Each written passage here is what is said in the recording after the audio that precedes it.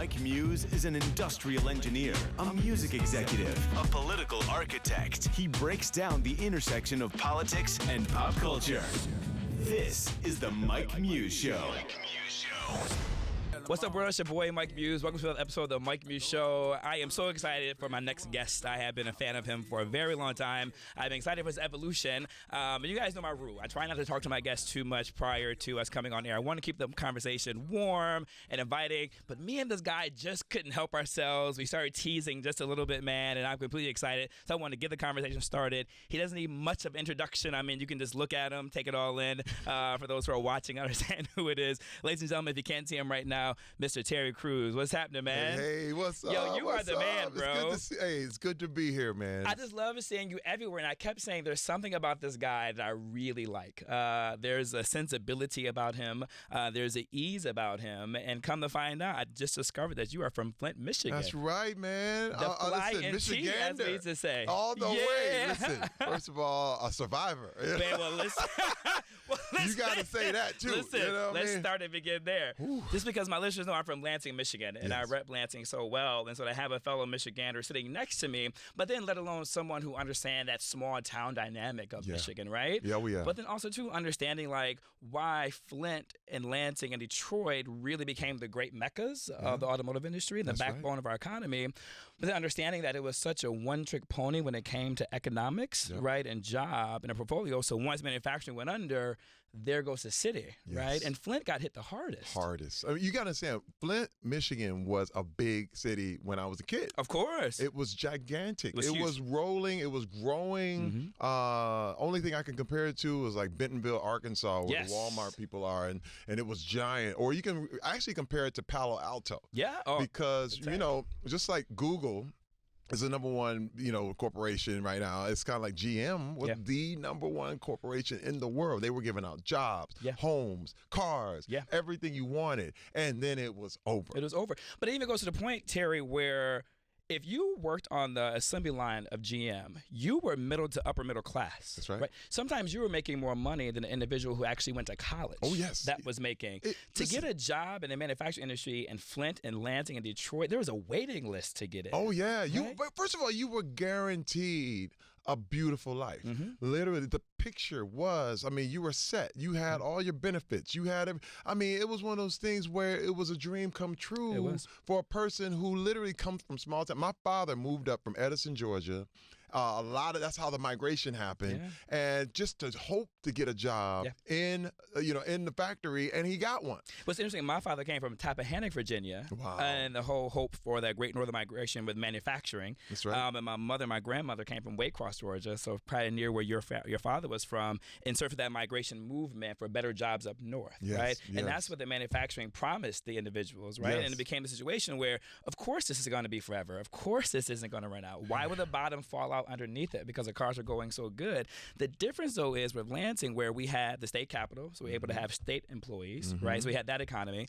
We had Michigan State, which was in our backyard, so then there was that economy. That's right. And then we have a very large community college, and so a lot of individuals in our city were able to work at the community college. So we had a diversified economy, so we were fine. But Flint only had GM. That was it. I'm going to go further. My sister actually graduated at the time. It was called General Motors Institute of Technology. That's right. It's called Kettering now. It's called Kettering now. Yeah, but GMI was it. GMI used to be, it still is the shit, right? Yes. But like to get into GMI, it's you like had to be Harvard. a brainiac. You were like, it was Harvard. It was Harvard, and it was MIT of the Midwest. Exactly. My role model was my sister, right? And so she was brilliant. It's actually got me to become an industrial engineer growing up was because of that. My first internship was in GM. That is incredible. From the University of Michigan. Listen, I remember GMI being, it was the holy grail. It was. You know what I mean? And not only did you have to get accepted to the academic institution, but then you also had to have an employer sponsor you. Yeah. So you had to do both. Not only you had to have the great grades, but you had to have the employer. But the reason why I'm kind of leaning into this a little bit more with you is just to give understanding and context. I think people have a misunderstanding of Flint. Yeah. I think they have a misunderstanding of how they got into the water crisis, right? But to understand the water crisis, you really have to understand all the layers prior to that led up to that. Yes. So if you have no economic empowerment, right, that means you have no political power, right? Why it's easier for a city like that to just be thrown away. Well, I'm going to have to say this. There were a lot of people in Flint, Michigan who gave up their dreams for the security of the factory. Yeah. And there's something very dangerous that happens when a human being gives up his own pursuits. Yeah. Because you're promised these things. What happens is, this it's just like in Russia where the state becomes your thing. Yes. There is no Russia anymore. The Soviet Union went under because the state was going to take care of this and everything. And what happened, instead of the state, it was General Motors. Yes. And all of a sudden, when one thing goes wrong, it's your parent, and all of a sudden your parents are gone. Yeah. You're stuck. And there were so many people who were stuck and had traded in their dreams, traded in the things that they wanted to do for the security of the factory, and it wasn't secure. It wasn't secure at all. Horrible. It was almost as this fable that was being told. I mean, and really when the automotive industry went under and President Obama at the time had the bailout, those who didn't live in the Midwest and the manufacturing belt couldn't understand why it needed to be saved, right? It was like, well, it's their fault. They were being corporately irresponsible. Let them go under, not really realizing, as you and I can attest to, all the mom and pop shops that were associated with the plant, the diners, the dry cleaners, the grocery stores, the gas stations, right? It fed this sub-economy that all started from the economy, which is a manufacturing. But it also didn't help that the executives took a private jet to get the bailout. Yes. Oh, man. I mean, dude, everybody was like, what are y'all doing? Like, you can't drive from Michigan over there. You got to understand, there are two Michigans. Yes. And I try to tell people all the time. Yes. There is this elitist type, very, very, white bread type Michigan. And then there's us. Yes. It was Flint. It was the worker. Yeah. And it was a hard line between executive and worker. It was. And let me tell you, the executives were eating caviar and steak, and it was always going to happen. And it was just like, we got you, relax. Yeah. And all of a sudden, it was like, don't relax. Don't relax at all. All of a sudden, we're like, yo, y'all lying to us. And that's where the corporate irresponsibility came into play, because it was the blue collar versus the white collar, right? And you saw that tension that was mounting. Even in my internship, I remember, I was like, this is not, I was young, obviously, but I was like, something didn't feel right. And the reason why, Terry, is because during the end of the summer, all the interns had to report to headquarters. And we had to report on the work that we were doing in our respective departments and in cities. And each one I got up, I was like, you guys are doing the exact same thing that I'm doing in a completely different city, in a completely different department. I was like, no department is speaking to each other, right? And that was irresponsibleness of the corporation that comes down to it. But now to continue with the whole idea of irresponsibility, right? Do you think, as we transition, now, because I think you can speak to this, that it's irresponsible of our politicians to talk about bring back our jobs, right? Bringing back manufacturing, right? Understanding the context that you and I come from, do you think that's realistic? No. And are they being responsible or irresponsible? Well, so, you know what? It's placating at its deepest levels, but I also I look at, it's a worldwide economy. It's not going back. There's certain things. It's almost like trying to say, we're trying to bring back, after Netflix. Now we're going to go all theaters. And let's cancel Netflix. You're like, hey, man, once you got it, we're not going backwards. It's a new day. It's a new thing. And what's wild is, you can really please a lot of people by saying, we're going to get rid of all that streaming. Yeah. And the industry will go, and they'll feel really good and very nostalgic about all the old times that were in entertainment. And remember when we used to all go to the movies? Yeah, absolutely. But now it's never, you have people even fighting right now in Hollywood so that Netflix won't be considered in any award recognition, anything. And it reminds me of the same thing in Flint. Yeah. It's so wild because these things kind of come back and you're like, wait a minute, guys, if it's a good show, it can deserve an Oscar too. Yeah, absolutely. I mean, the Academy Award is not just for filmed entertainment. You got to understand, when I came into Hollywood, it was Kodak. Yes. They were actually filmed entertainment. Yes. And anything digital was viewed as, that's a whole nother thing.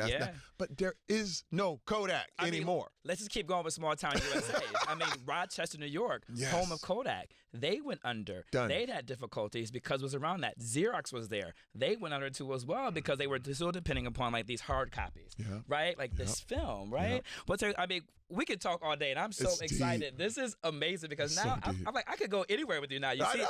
ladies and gentlemen, I closed my laptop. I mean, I don't even do questions Yeah, we're done. already. We're done. But I We did good. have a couple of quotes I wanted to read from your Okay. wife just for accuracy, but I'm going to paraphrase. And I Okay. think you would give me privilege to do that based No on the problem. conversation now. But you talked about Palo Alto. You talked about technology. You had that book, Come See Me. What you don't know about me is that I'm a huge technologist. Oh, good, right? good. And so I focus on AI, big data, machine learning. To me, that is the way of the future. And so for you to write this book, Come See Me, and augmented reality, that's again what we're talking about is the future. I actually did a conversation at Art Basel where I talked about how AR is disrupting the art industry. Yes, Right? yes. In terms of how art is being created. Talk to me about why you felt it was maybe necessary or maybe additive to add in the AR component to a children's book. Because first of all, I have been a very, very active just participant in the future. Because again, I recognize we're holding on to the old thing does not do you any good. Yeah. And I've learned to embrace technology, embrace the future, move on. I remember doing commercials when it wasn't viewed as cool to do commercials. And people were like, oh man, you're an actor. Yeah. You have to stay in film. And I was like, man, I'm doing entertainment, whether it's 30 seconds, 30 minutes, or an hour and a half. Yeah. I don't care.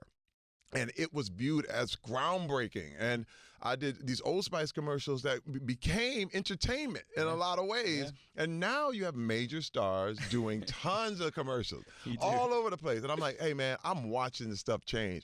But I already knew that augmented reality is the future. This is not going anywhere. I have a good friend named Sebastian Errázuriz, who's actually one of the world's best artists, he's literally created an AR program which is going to allow you to go to galleries. They'll be empty, but once you put on these glasses, the art fills the walls and it can change instantly. It's more affordable. It is. It's better. It's interactive. It doesn't come with any cleanup or it's really, really amazing. I said, I got to be a part of this. Where better than a children's book? And another thing is I wanted to tie in technology to actual reading books. Because I still like the feel of a magazine. Even Same though here. I could get the whole iPad thing, there's something about the feel that you're not going to replace. This is the reason why we still go to the movies after watching Netflix. There's something about participating with the other members, laughing along with other people. Well, you could have a whole entertainment conglomerate to yourself, by yourself in your house, but you would not enjoy it. You won't. You have to have that experience. So I think, I knew that if I had to get kids with this book, come find me, and they could open the book while doing the augmented reality and read along and touch the book with their parents. It's made to be an interactive thing that they couldn't do by themselves. It's about getting the parents involved with the children. And I said, and on top of all that, having African-American boys being featured as the stars of this book. Because, where I came up, it was C.J. and Run. And all the children's books were either blonde-haired, blue-eyed kids or animals. And I was like, I never saw anything that looked like me. I remember running after Fat Albert. Like, I'm going to stay over on Saturday morning and watch Fat Albert. But let me tell you, after the Bill Cosby thing, I can't watch Fat Albert anymore. I can't recommend Fat Albert anymore. It's the hardcore dynamic of what this new day is. And I said, you know what? Instead of complaining about it, instead of whining, we got to do something. And I love how you describe yourself as an accidental activist because when you think about that, what this book does, and it does a couple of different intersections, right? I love intersectionality. So not only is it talking about reading and encouraging reading and becoming interactive, not only is it addressing representation matters by having diversity, having black boys be the lead characters in this, but it's actually using STEM as a way to tie that together, right? And doing a double entendre or kind of backdooring metaphorically to get more black and browns involved into the process. To really eliminate that Silicon Valley notion that there's a pipeline problem, right? There's no pipeline problem, right? It's just a laziness on your behalf in order to grab individuals, right? But it's also laziness on the educational system to help make individuals curious enough in order to get into STEM, right? Into future of work. That's what you're talking about, is future of work, right? Have you? Do you think now that we're going here? Do you think your constitution of future work is because, like, how you've been first in terms of commercials, right? Like first in to do new formats of series and forms of content. Do you think that stems from you watching the manufacturing at the height and then seeing it bust and not having an answer for it? Is that what's informing you? First of all, that's it. You said it right there. I saw it. I witnessed it firsthand. I was like, hey, guys, they're closing these factories. They're no, they listen, you got to understand, I remember Friday in Flint, Michigan, and they said, okay, everyone, we're not going to close this factory. The bosses, the elites would say, we're not going to close this factory. And then over the weekend, they would take out the biggest piece of machinery out of the factory so the factory wouldn't work. Yeah. And Monday it was over. Yeah. And everybody said, but you said you would. I watched the lies happen. Yeah. I watched the people line up. And then once that happened, I watched the crack epidemic take over because people went straight from the factory into the drug game. Yeah. It was devastating. Yeah. Devastating. I said, I will never, ever do this. I said, I have to be a part of this. And you have to understand, even when I was putting together this whole augmented reality thing, we called tons of companies in America, and they wouldn't return our calls. Wow. I went to a company called Augmented Island Studios in Colombia, wow. South America. They did all the augmented reality. Wow. You understand what I mean? I look at that community, the Latin community. This is a Black Latin piece all together. Which is crazy because you wouldn't think of Colombia being a tech hub. Yeah. But that's it. I got the most hungry. They were like, we get a chance to work with you, Terry. We are here. We're with you. And I was like, these guys here in America wouldn't return my call. It wasn't serious enough. Yeah. You know what I mean? To them, it wasn't Apple. Yeah. It wasn't, I'm going, you know what? You can play your little elite game however you want. Yeah. I know it's about content creation. It is. Because you can have it all as detailed and whatever, but if nobody wants to see it, who cares? But that kind of goes to the whole notion of where America is where it's at, right? Like this closed mentality of a couple of things. Really not embracing technology. Right, and really not understanding where we are headed with it, and that kind of goes back to how we started with the responsibility of our elected officials and politicians not really talking about it enough in terms of this is where we're at. But it also too goes to the elitism that is Palo Alto, right? Yeah. That is Silicon Valley in terms of if it's not a tech startup, or you can get venture capital, and then you can sell it off in like 2 to 5 years, then it's really not worth investing into, right? But not really understanding how we can incorporate that into our everyday lives, like if you will. And I think that's a tragedy. So one salute to you. I already have a bunch of people I want to introduce you to. And so this is good. I'm going to talk about that off mic with you, but they're all coming to mind. I was like, Terry needs to do this, and this, and this. So your agent has competition with me now, whoever that new agent is with that one. But let's talk a little bit about your diversification of portfolios, right? Because even as I'm talking about venture capital and the VCs and what they look for, right? Your portfolio is vast, right? Like your evolution of your career, which is, I love the art of the pivot, right? And so you have done a great job with that, right? And from a football player, turned actor, turned host on America's Got Talent, right? Terms face of the Old Spice and the other commercial endeavors that you're pitching. How important is that for you to pivot, right? And not to stay in one lane? Well, because you see the end. And you know what? People call it pivoting, but what I would call it is it's just creativity. I have a firm belief that competition is the exact opposite of creativity. And you've been told in America that competition is a great thing. It's been, we must compete to survive. But for me, what I discovered was that I was not going to compete. And what I mean is, I'm not going to fight you for the scraps that are here. You understand? I'm going to, because what happens is, and I've watched this happen in the sports world, I've watched it happen at GM. Yes. There's scraps. Yeah. But the deal is, the people who are responsible for creating that competition they go unscathed. Yeah. Even with the housing crisis, people made money and walked away. They did. Listen, GM, they still made money and walked away. Your body is laying there crumbling, and you are the victim, but it's never that way. So I realized, but by being creative. If I remain creative and not compete and not go your way and just go my own, what I found out was that people were going to follow me there. Yeah. And I realized that, wait a minute, I just need to be as creative as possible, not as competitive as possible. You see what I mean? Yeah. And this is the thing. People say, well, you need competition to get better. No, you don't. What you need is resistance to get better. You need resistance. It will happen. Resistance is natural. Just you going after what you're going after is necessary. You're going to face some resistance just from the world, but you don't need to beat your friend. Yeah. You don't need to beat your partner or your guy or whatever. And what happens, what I discovered is to embrace the resistance. Embrace it. First of all, it's not even pivoting. It's like, hey, you know what? This is hard, but I'm going to learn it. Yeah. And I'm going to go. I needed to learn how to host simply because I wanted to be more creative. And you have to, kind of cut your teeth, find your way. Yeah. But all of a sudden you get it. Yeah. All resistance eventually become smooth. It's one of those things. I never heard that term before. Well, excuse me. I've heard of resistance, but I never heard of that notion of embrace the resistance aspect of it. So clearly you have another book coming, a TED Talk. Oh, yeah. I hear it all. But you're a man who works out. I see your shake is right with us. Yeah, right that's next the to deal. us, right? Listen, it makes you stronger. Yeah, it makes you stronger, right? So let's talk about resistance as a muscle, right? Yes. Because that has to take work into it, Yes. right? And so what would you advise individuals on that? What would you advise? What was your moment, right, that you kind of had this revelation, like, okay, I can be resistant and I'm comfortable in this, right? What was a moment for you that said, this is okay and I can keep going in this direction? Let me tell you the moment. The moment is when you grow up in a factory town and you're talking about dreams. There are a lot of people that are going to tell you, stop. Because this is the thing, you saying what you want to do actually highlights what people aren't doing. Yes. So when I was a young kid, there was a whole lot of, this was crazy. We have a guy come to school and say, hey man, Terry Crews, you can do anything you want to do, Terry Crews. Yeah.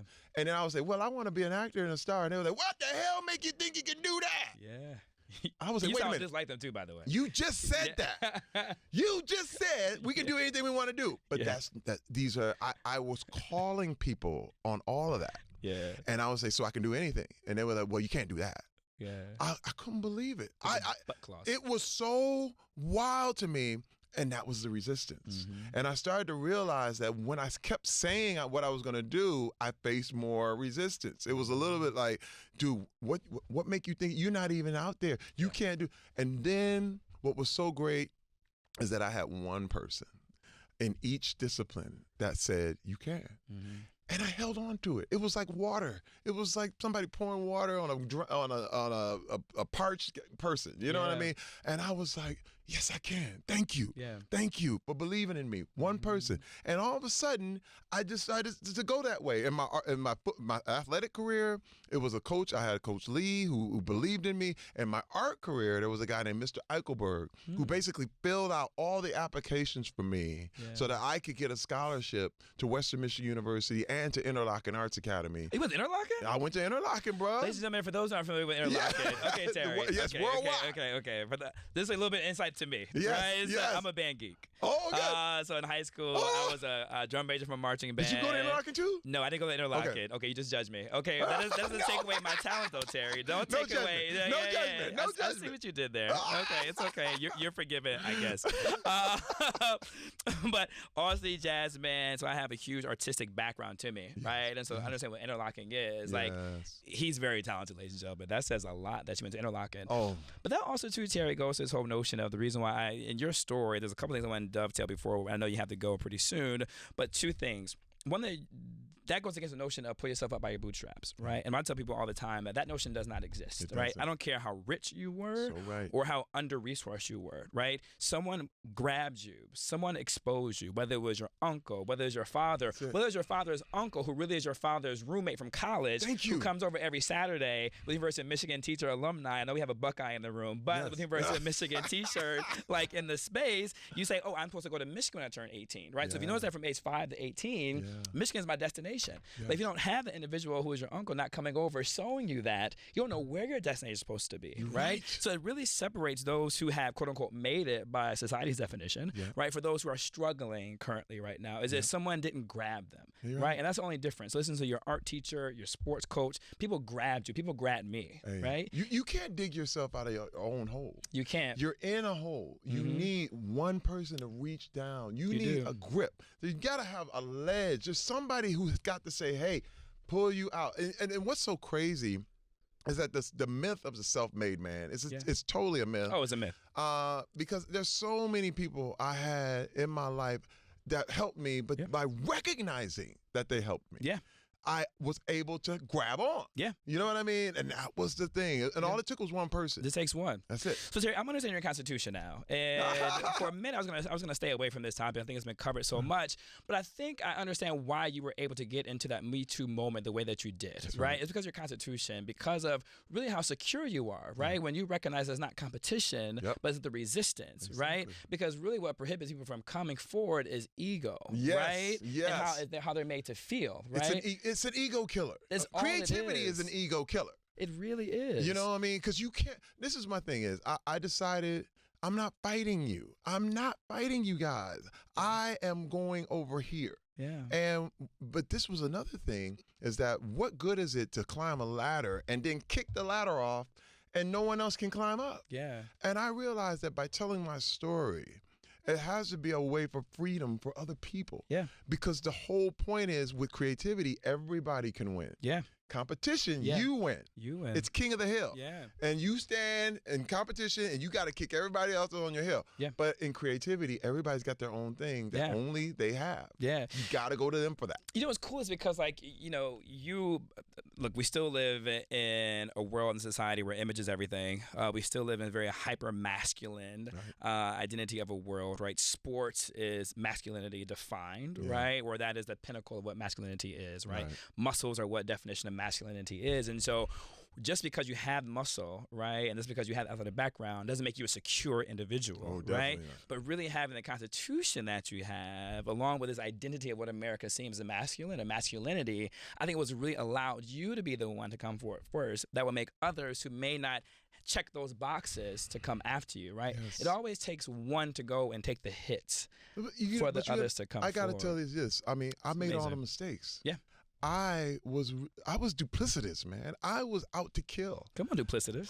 Listen. Come on, interlocking. Listen. Okay. You got to understand. Bronco. Wait, first of all, one thing you got to know about interlocking, it was all about competition. Yeah. In interlocking, you had first chair, second chair, third chair. I went there for art.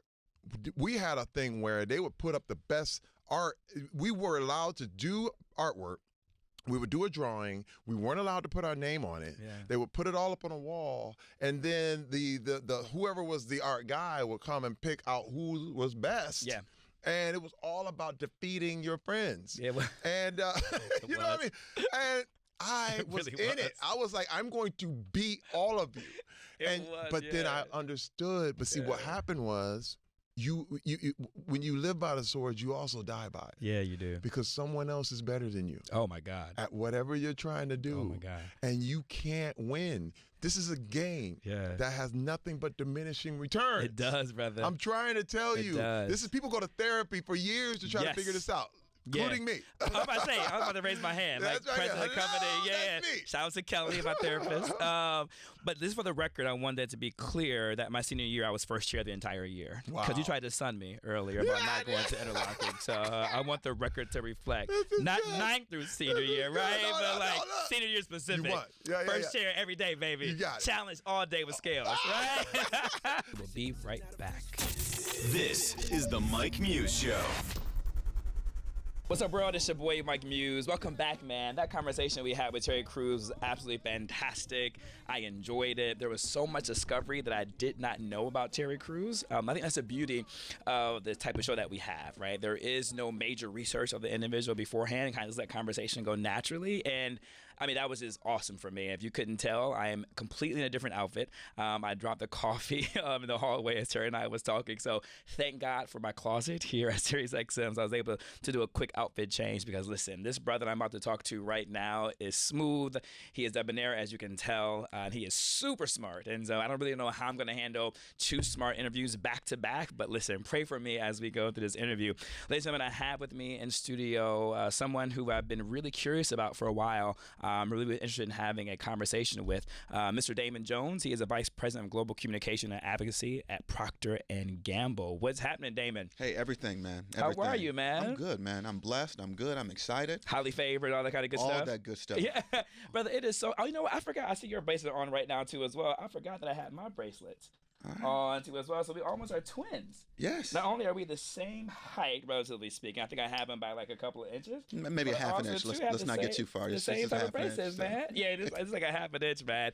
Damon, it was really interesting. You never know where life is going to take you. Ladies and gentlemen, I had the chance to meet Damon, and we were both speakers and presenters at the My Brothers Keeper Summit in Oakland, California recently. And the night before, he randomly sat next to me at the bar, and we had no idea that we were going to be speaking the next day. And it kind of just goes to show you kind of how you're always in the right place at the right time. Absolutely. I never thought in that moment that I would have you on the Mike Muse Show, man. So just thank you for being here. Hey, thanks for the opportunity. Looking forward to the conversation. Yeah, no, absolutely, man. And the reason I'm excited is because corporate social responsibility has been a big part of my narrative. It's been a big part of my platform, even before I got the Mike Muse Show. I even wrote an op-ed on CNBC, and I really talked about it from this position of corporations have more influence, to me, in my personal opinion, than most elected officials. They have the ability to move the agenda. They have the ability to advance national conversation and also do social discourse.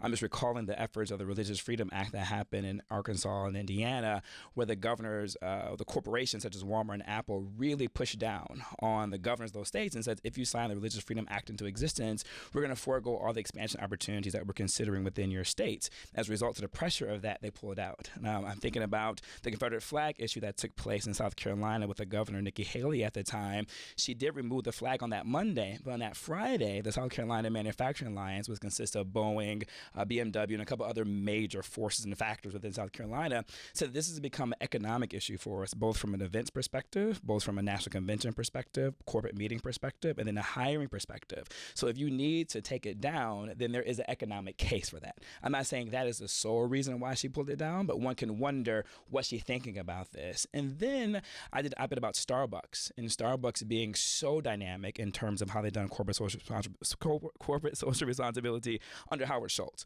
and really about the Race Together initiative. Now, before you drag me on Twitter, social media, it wasn't executed well, and Howard would admit to that. But the idea and the intent was, Howard said, I couldn't stand back and let black boys be shot and murdered on Twitter anymore. We must do something. And the whole idea of leaning into black, I found very impressive, because it comes at a time where it's easier for corporations like the ones I just mentioned to really advocate for LGBTQAI and for women, but for some reason really difficult to say the word black in corporate America. And so then I got discovered to you guys, Procter & Gamble, and I've really been paying attention as of recently to what you guys have been doing with My Black is Beautiful, the redefining of the dictionary for the word black for dictionary.com, the look video. So this really leaning into the word black and really staying affirmed in that.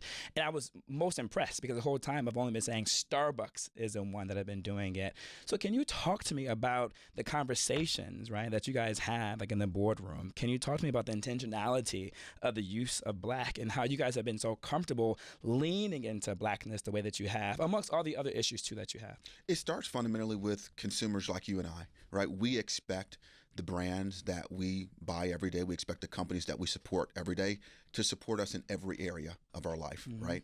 And so it's not about one thing or another, and gender versus LGBTQIA versus race. I mean, we know that consumers believe, hey, if you're going to stand up for them, you're going to stand up for me. Right. Race has always, as you know, been very difficult to talk about in this country in any context, and we see it as an opportunity. We're the world's largest advertiser, and so we're cognizant that we are putting images and messages into people's homes every day. And so with that opportunity comes a responsibility to not only be a force for growth for our shareholders, but be a force for good more broadly in society. So it's something we've been taking up increasingly more and more. But it starts because consumers expect brands to take a stand. 9 out of 10 consumers are more favorable in a product that takes a social or an environmental cause, but they're really sensitive to people doing it, giving it lip service, right? Yeah. So Yes. you have to stand up, and if you do something and you have to do it, people are going to call you on the carpet, right? Yeah. So we want to be authentic, and it takes a lot of introspection to number one, make sure we get our own house in order, and we're far from perfect. But number two, we got to lean into the conversations, and even when it's uncomfortable, even when we don't have all the answers. And so race has just been a natural opportunity as we look to serve all consumers. We look for what voices weren't being heard. Those voices weren't being heard because there isn't diversity in the advertising industry. And so wait a minute, we want to do more black stuff for consumers. we got to make sure there's Black men and women behind the camera as well. Wow. So it's all connected. I think it goes to the whole notion of authenticity, right? And you guys are a consumer products company, an organization, and the consumers are a diverse constituency group. And so I think it's important that the more authentic you are in your messaging, the more consumers can grab onto that. But that is difficult to do, right? And so I'm really even leaning more into the constitution of you guys, right? And to see, like, how did you derive to that? Was it database, right? Were you guys concerned about losing your customers? So I want to be honest, and you don't have to agree with me. You don't have to say anything, because I'm going to say something that might be a little bit controversial. I look at the NBA, right? And I know everyone loves the NBA. But I am more than happy to talk about my frustration I've had with the NBA regarding if there was an entity in an organization. Again, you guys are the second company that I have been familiar with that has been leaned into the word Black and Blackness, right? And if there's a third and a fourth, please feel free to tweet me at I am Mike Muse and let me know about that.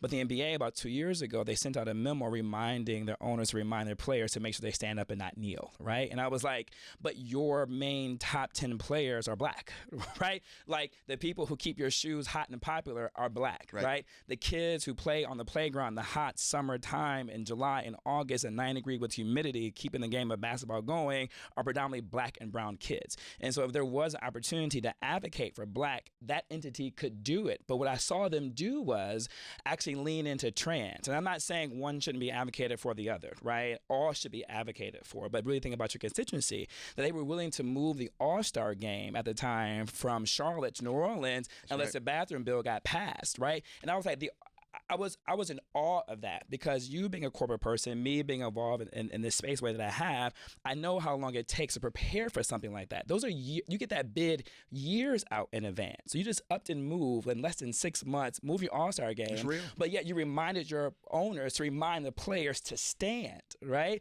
But you could stand for trans, which I don't know if there's any trans players playing the game of basketball right now. If there is, please tweet me and let me know that. And so with that even being said, right, I even went to the All-Star game in Los Angeles, and they had a fantastic halftime show during a three-point contest, and it was all about diversity and inclusion, right? And they had a little bit of Blacks, then they had the women, and then they had the rainbow flags, and then a little bit of Blacks, then they had the women and the rainbow flag. And I was just like, wow. Right? They just have a difficulty leaning in. So that's a long way for me to set up that question was it a very difficult decision for you guys to do? Did you think about the losses that could be mitigated in terms of if you rolled out and leaned into Blackness, right? And how did you guys deal with that? Yeah, we know through a number of the campaigns that we've done, everyone's not happy with it, right? But we're also careful not to confuse, a few people who are very vocal on social media with the vast majority of consumers that are out there. And so I go back to, we need to have that conversation, and conversation, we believe, leads to understanding, and that understanding then leads to awareness and behavior change, which is the ultimate goal that we're going after. But yes, there are real risks involved. Consumers have not liked everything that we've done, but it's been a small minority of consumers. What gives us, I think, the fortitude to keep going through is it's based in the real life experience. We did The Talk a couple of years ago, and The Talk was a short film about the conversations that Black mothers have with their children to prepare them for the real life bias that's out in the world. And when we did that, we knew that would be controversial. I don't think we had an idea of just how controversial it was, because you had one group of consumers saying, hey, thank you, this is me and my life, thank you for seeing me, I recognize that. You had a second group of consumers that said, that's a shame that happens. I want to think about that and think about my role in that. Then you had a third group of people who were out there and saying, wait a minute, that doesn't happen. We're past, Jim Crow, slavery, put whatever you want behind that. And now you're race baiting, right? And we know the majority of consumers are in the one or two camps, one or two, if you will. For that third group of consumers, just because it's not their experience doesn't mean that it's not someone else's reality. Come on, right? And so you have to be able to have more than one conversation, right? It's kind of like you are who you are. Yes. But when you're with the Sunday after church crew and when you're with Friday night with the fellas, and you need to have your same values. But that conversation can be a little bit different, right? Yes. And so you got to be authentic. And there's a delicate balancing act, whether it's The Talk, whether it's the Gillette program, whether it's the Look. Each of these are unique. So if we're authentic and we really grow in insights, we'll lean into that. There are some risks. We've got a great CEO, a great CMO who get it, and they have personally been on this journey with us to understand this thoughtful reflection. And so when you lean in, and I think people recognize that your intent is good, even if you don't get it all right, and we haven't always gotten it all right, I think you'll come out better on the other end. You do, and it's a starting point. You can't be afraid of it and let the fear of what could happen prevent you from actually starting and moving towards the solution or getting the conversation at least going. Because if we always are afraid to what might happen, then we will never do anything. And nothing is perfect, right? The same thing with the Starbucks example. Like, it got trashed and it got dragged, but look what came out of it. And I would actually even say, and there was data on the op-ed that I wrote for CNBC that even showed that the following quarter, they actually went up in earnings afterwards, right? So there's something to be said about when you're intentional and authentic, how the consumers will actually be buying into you more with loyalty when it comes to that. I wanted to transition on to talk about this video, The Look, that recently premiered last week, yes, if I believe.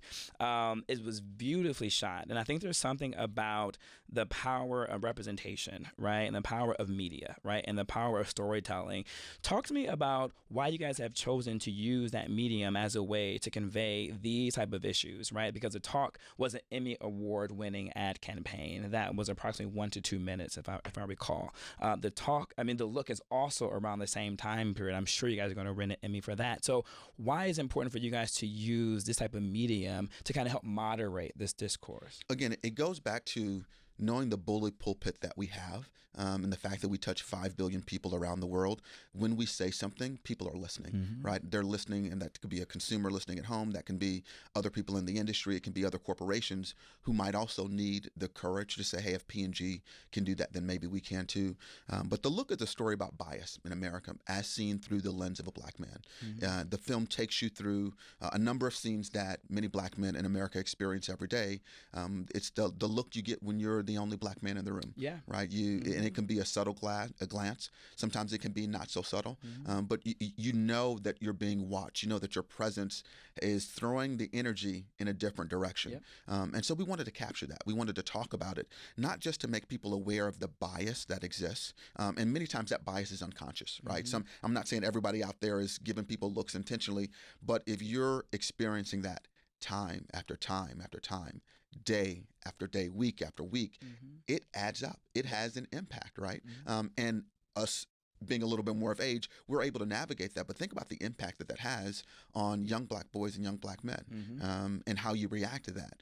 And in many cases, when you get into issues like, dealing with the police, those looks, that reaction can be a life or death decision. So this is real stuff, right? So The Look takes people on that journey really with the intention of really raising awareness that, oh, wow, do I do that? And what might be the impact of me doing that? And just really being introspective, to ask yourself the question. And then if you can get further along your journey to recognize how what you're doing impacts somebody else, I think we'll be a lot further along. So it's been great. I mean, we partner with a group called the Saturday Morning Collective, a group of black creatives who are really dedicated to bringing issues of injustice, work with a deliberately diverse duo, writer, director, Anthony Mandler, and cinematographer Malik Seed. And these guys were just great in bringing that story together in a way that just shows multiple sides.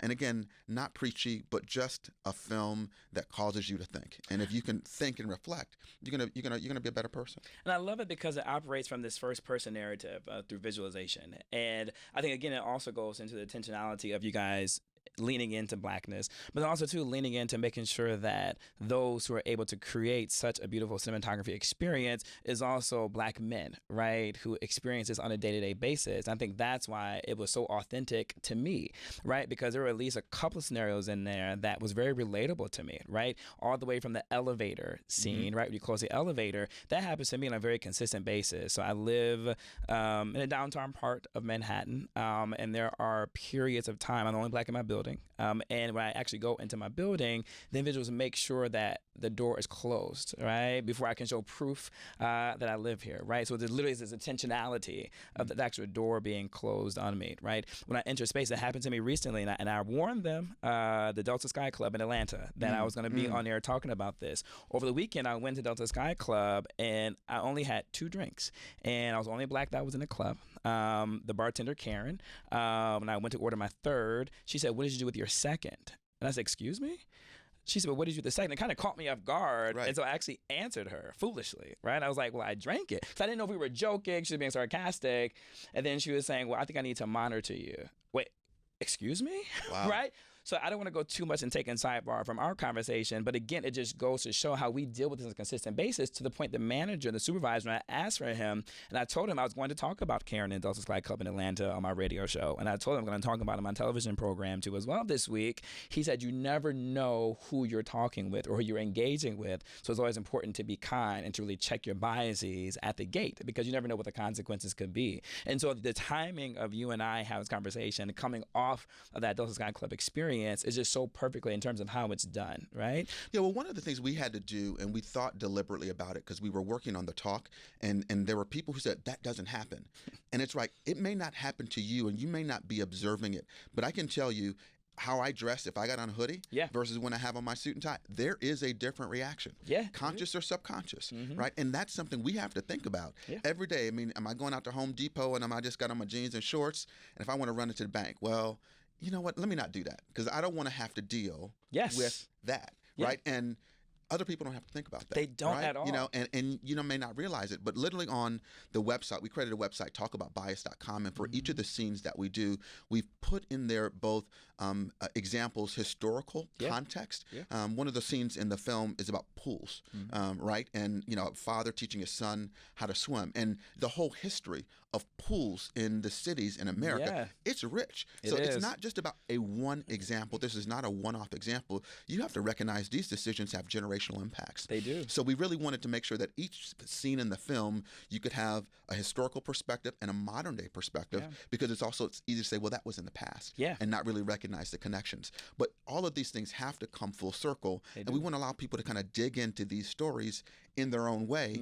When we are curating a number of perspectives from different writers, white, black, you know, from across the spectrum, to share their stories on bias, because it's real. It is. It's real, man. It's funny you mentioned the pool, and we're gonna come to that. But to wrap this part up of it is the look, if you will. Like you said, do I wear the hoodie? Do I wear the baseball cap? I may not want to do that because I want to just remove any biases that I may have. It kind of goes to that notion we kind of have to be dressed up, if you will, to be in certain spaces. I'm kind of laughing internally because how you and I met. I actually remember what you were wearing. Like, you were actually wearing like jogging, athletic leisure, right? If you will, the evening at the bar, and I was dressed in similar attire because we had just flown in, sitting at this bar, not realized. I don't think anyone else in the room realized that you and I would be backstage in the green room at President Obama's event, right? Right. Talking to the masses, right? So that kind of goes to show that. You mentioned the pool, and I had a conversation with Olympic gold medalist Cullen Jones recently. We were talking about the historical nature and the generational aspects of pool swimming and how it relates to us. You guys not only just dive into blackness, but you guys dive into other areas, and especially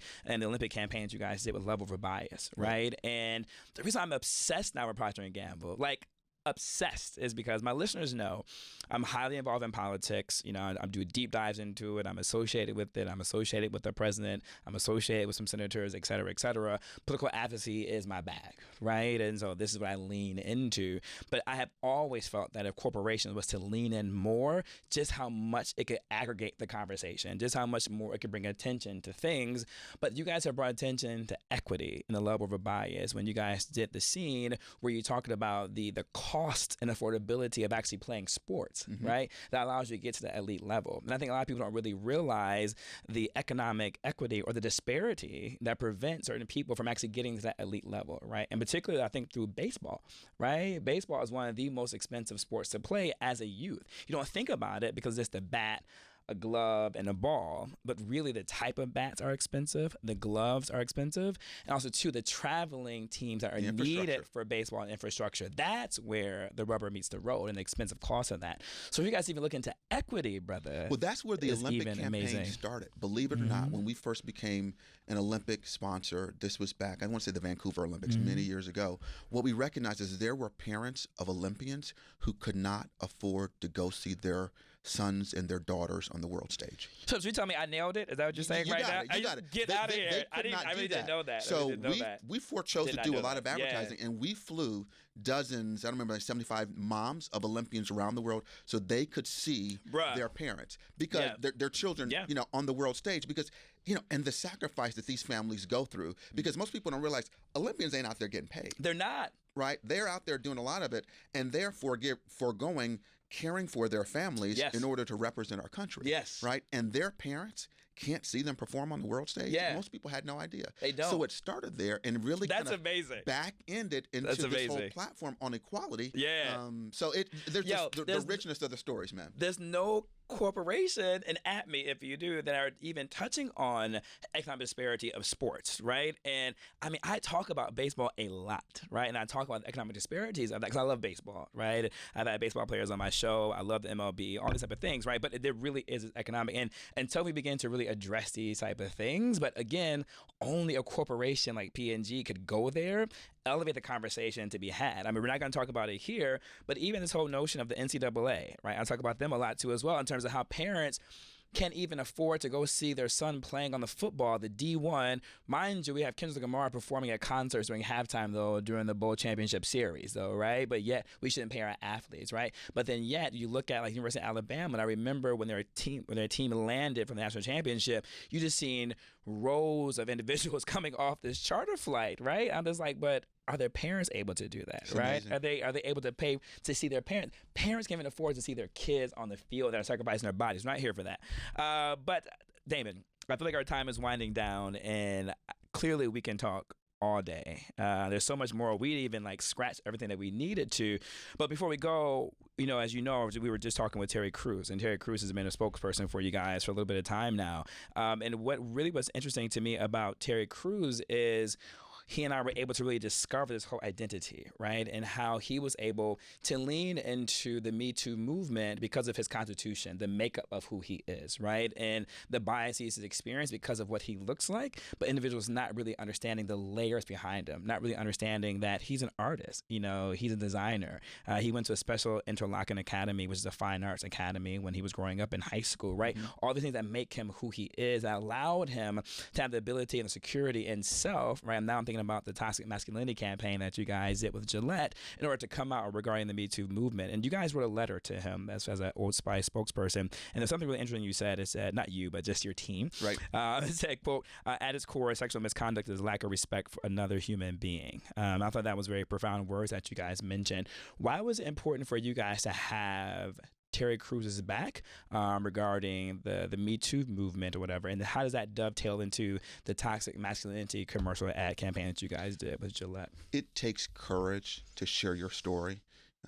It takes strength to keep telling your story in the face of people who were going to come at you, and they came after Terry hard. Yeah, they came after him hard. But that is just another form of bias, right? I mean, you see this big, strong man, and mm-hmm. everything that you would see him on his frame says that he has achieved, that he, yep. And I've spent some time talking to Terry.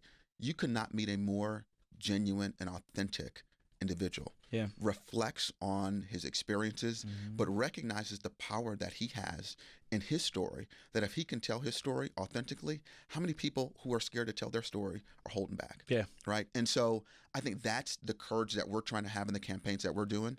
We're coming on the shoulders of lots of different people. And so when you see that, you have to have this mutually reinforcing community. And so we wanted not only Terry to know that, we wanted the world to know that. Mm-hmm. We're in this for the long haul, yeah. right? None of these issues are going to be solved because, Terry writes a letter, or we write a letter, or we do a film, but they're all small chinks yeah. in the armor that we're dealing with, and so just part of this the long arc that we're working hard to get. David, I salute you. I salute you and the work that you guys are doing over in Procter & Gamble. Thank you for allowing me to do discovery with you to really understand the constitution of P&G as you guys lean into corporate social responsibility. And thank you for taking it beyond just sponsoring a $10,000 table at a gala to eat chicken. And really, because that's too much what CSR does. And they don't go beyond that, right? And that's too much what chief diversity officers do. And yes, I'm calling you out.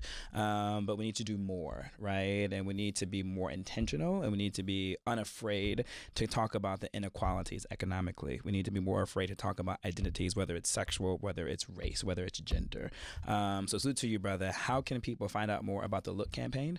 They haven't seen a video yet, and how can people reach out to you if they have more questions? I'm on Twitter. Twitter, yes, social media. At Damon D. Jones is there. But visit talkaboutbias.com. Mm-hmm. You can see the look there. You can read the stories. You can see what other people are saying about it. Really dive in deep into some of those perspectives. Mm-hmm. But it's about the journey. We want people to stop, pause, reflect, and then share your feelings. Yeah. Like it, love it, whatever.